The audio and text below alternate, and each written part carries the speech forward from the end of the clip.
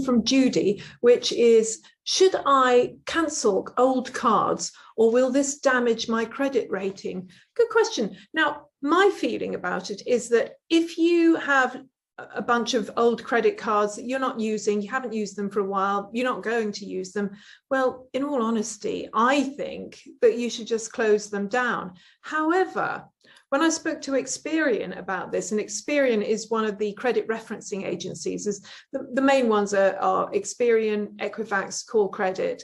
They said, well, actually, lenders like to see that you've got some credit there waiting and available that you're not actually using.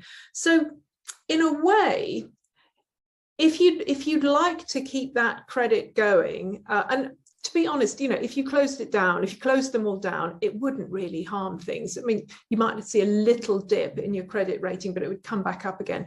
But if you wanted to keep them open, so long as it wouldn't be a temptation to you to use them when you shouldn't, then okay, keep them open and just use them occasionally, because they do like to see that they're used. They don't really like to see some accounts that are just sitting there dormant for years. It's not the end of the world. None of this is the end of the world.